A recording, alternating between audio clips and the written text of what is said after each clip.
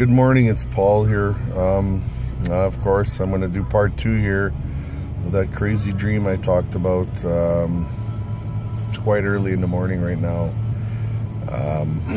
My dream was regarding... let me start this over again. Sorry, I'm a little tired. What happened is I was walking around, it seemed like a university or something at first, and I was going through hallways and seeing people walking everywhere, and in the beginning everybody seemed normal, but what happened is that after I got to what looked like the greenhouses, or at least that's what it looked like, a windowed building, I saw a lot of people dining, and I noticed huge statues of angels and all sorts of heavenly beings, you know, like angels. It looked like people playing music. They were all statues, you know, 12, 15 feet high, and I couldn't make out the people eating, so I went inside, and then suddenly I was a waiter, and when I was going to talk to the people at tables to ask them what they wanted to eat, they were like children, and the weirdest thing is their skin was rotting. It looked like zombies, and they were really petty and arguing like children. These were adults, like of all ages, you know, 50, 60, 70 years old. And I remember one guy, you know, she's like, "You cheated on me," and he's like, "I don't care," and she's like, "I'm gonna hire somebody to kill you." And they were just so petty and you know, no respect for each other. And I was just sitting there looking at this, and I was shocked. You know, these were the richest people in the world where I was, you know, at the time in the dream. You know, these were rich people, and I just remember thinking, like, wow, like these people hang on to this world so much. They're alive, but they're dead. You know, they were rotting, and they don't even know it, because they didn't act like they knew God. They didn't talk like they knew God.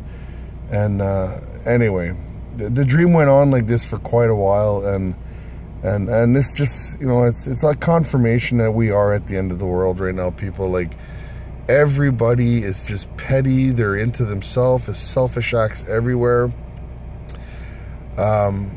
Just, I don't know why I'm having these dreams, because ironically, I've never been closer to God in my life. I have never read the Bible, and like I mentioned before, I'm reading a lot of the books taken out.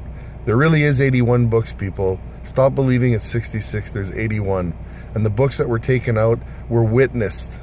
They might not be inspired by God like the Mosaic Law, but I'm telling you, these were witnessed from people of the times. They witnessed and talked about the apostles. They talked about the Israelites.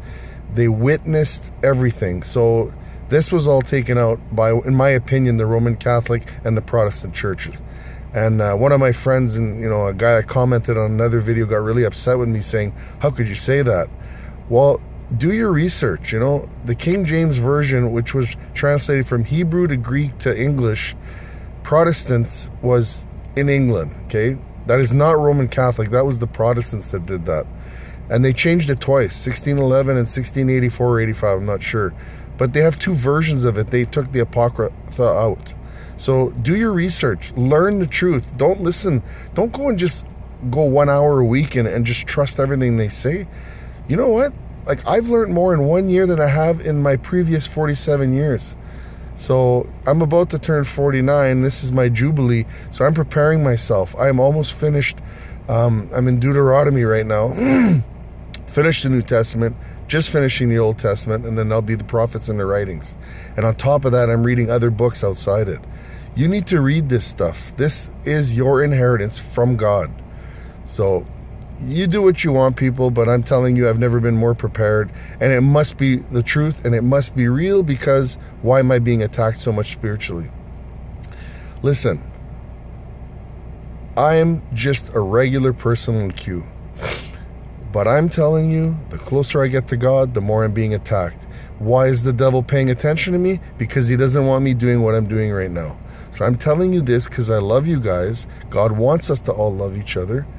And take this seriously. I wish you a good day. I love you all. Hopefully you'll look at this and share this. Take care. Bye.